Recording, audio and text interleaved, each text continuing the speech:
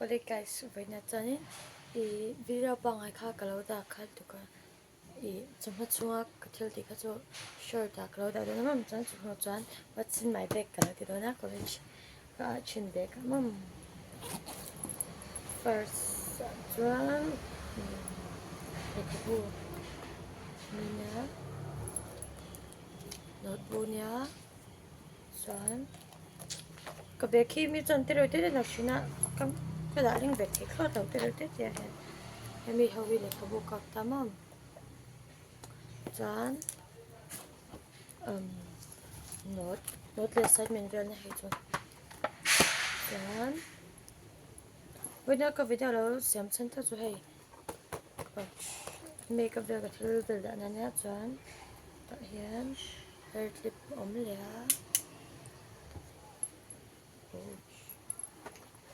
rồi thế nhỉ pencil box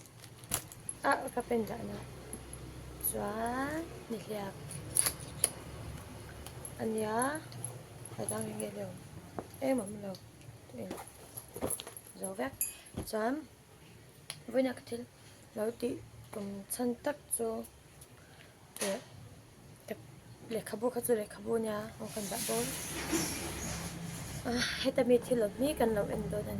thì video bằng ai kalau dah khal tu kan chân suốt ada friction lang thấy tu kan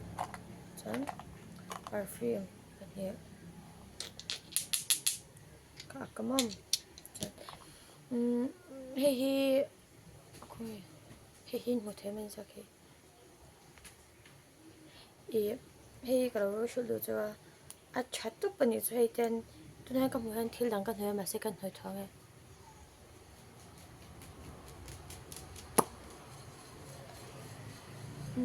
một thế mình mồi ra hi rong hi alai tiêu ni chuma ma se mu hi atinela atinem vek the a chalo tok me sedan jan jam da khlang ka hong khela ma da khlang ve ve na chuan ta chan sam khui chom mang khan tan chum sam khui shan pa ngai tu lovin chuan hi lip tint plum lip tint ania kat na ilen mun hai chu ka du ra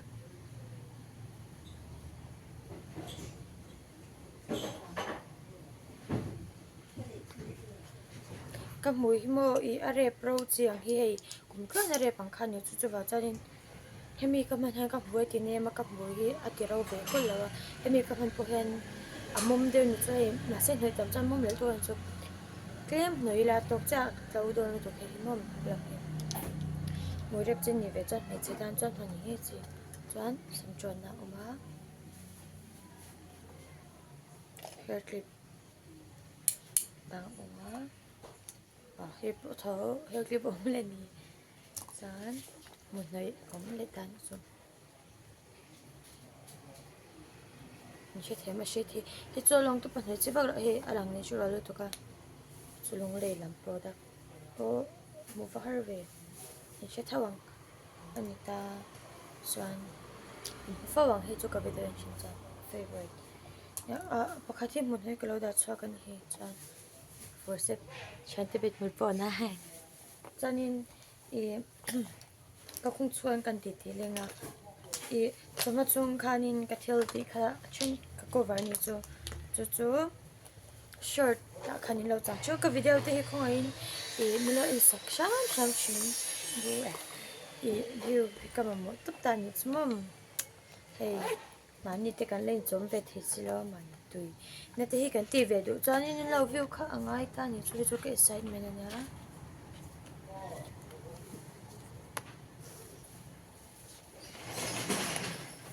site mình nè bắt khách chun nó tay tay chúng chân mình cầm con này fresh để cần mang cho ơi nó có cái phát là cho tiền được cái này wow chỉ lâu tan chân nó wow chỉ tan cái chân anh nó không như chứ đồ này mắm là sẽ anh nó cái phát là cần chua chả rồi mà ta cần chua chả rất là một phát đồ kinh mi cần anh mi làm cần anh xin làm về thấu ta slack là khai ra cho nên nó cho cái chọn bé khi em chơi các loại bé cái hàng tiffin lấy vào từ bottle cái đó từ chung bọc mắm chuan hemi le adum pakhat le adum tho adum vekan che ta ang chi kha tan chu to da chuan kum ui kan ban don to phe jon ka be khi nok khat se karim